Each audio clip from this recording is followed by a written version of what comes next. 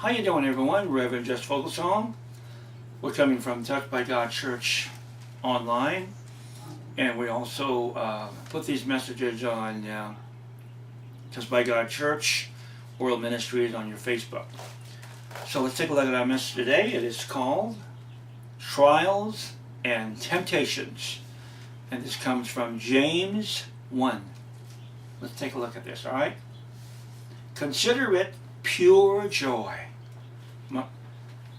Consider it pure joy, my brothers and sisters, whenever you face trials of many kinds, because you know that the testing of your faith produces perseverance. Let perseverance finish its work so that you may be mature and complete, not lacking anything.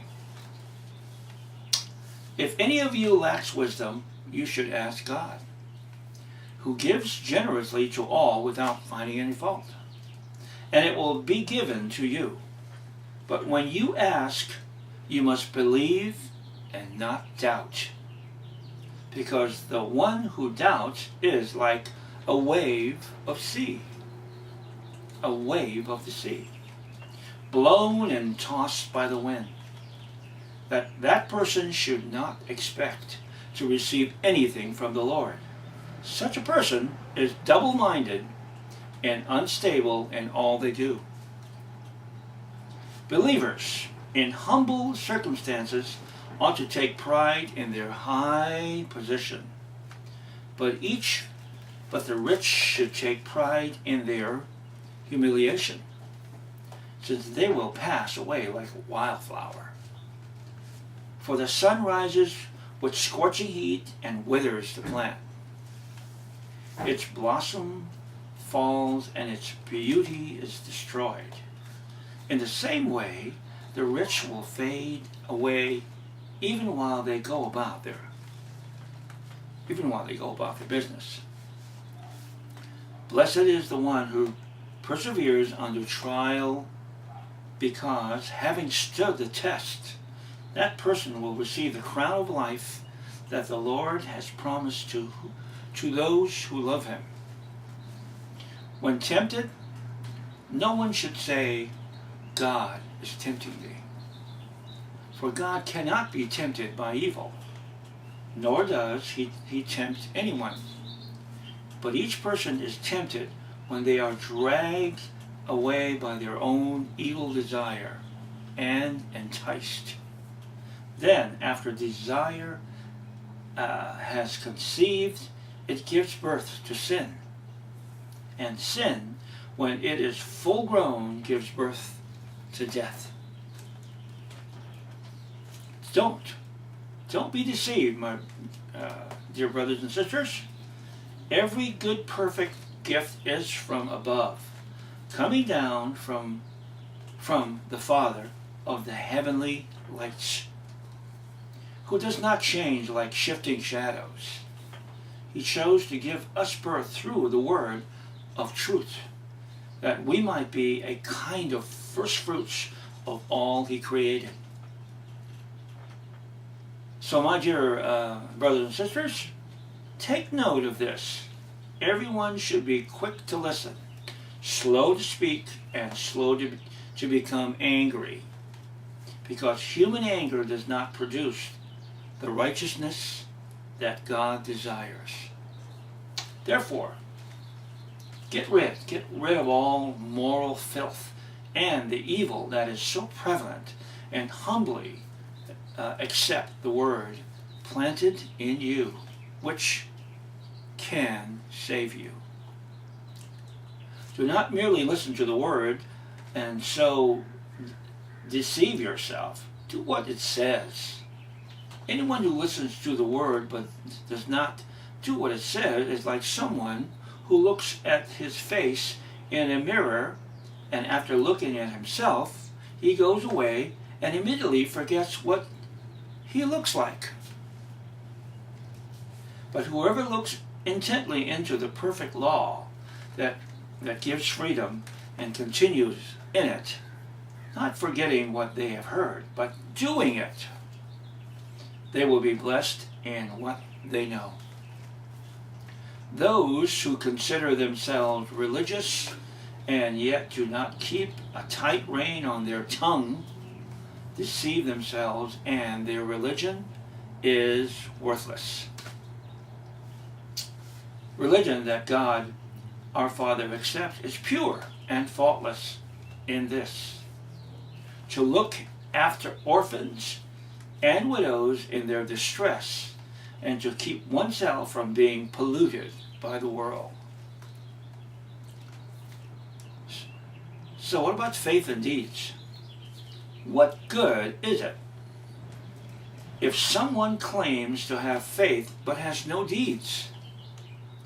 Can such faith save them? Suppose a brother or sister is without clothes and daily food.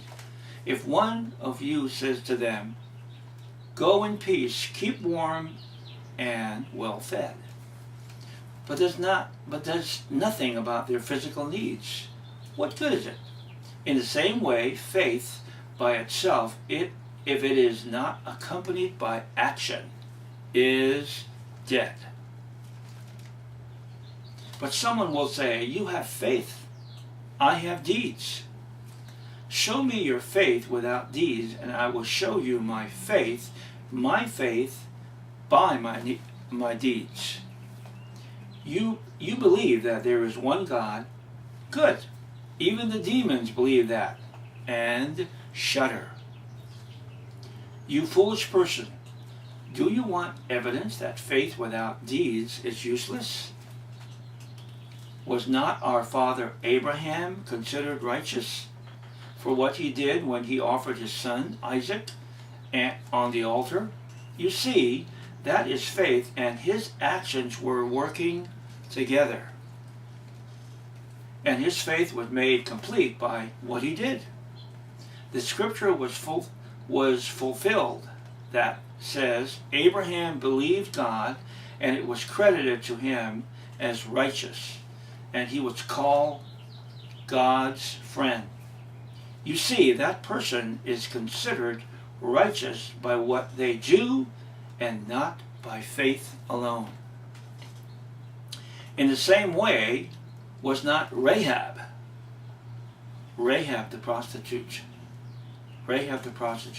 was considered righteous for what she did when she gave lodging to the spies and sent them off in a different direction.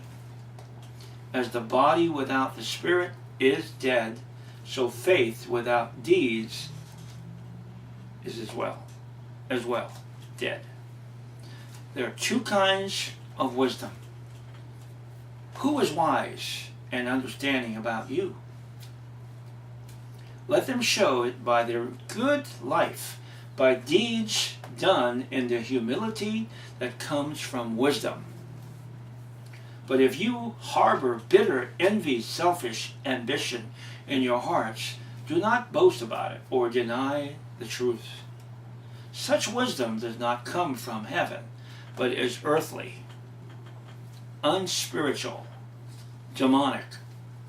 For where you have envy and selfish ambition, there you find disorder and every evil practice.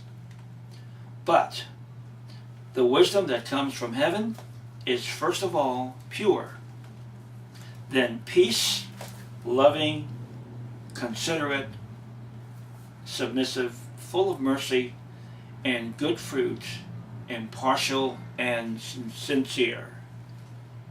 Peacemakers who sow in peace reap a harvest of righteousness.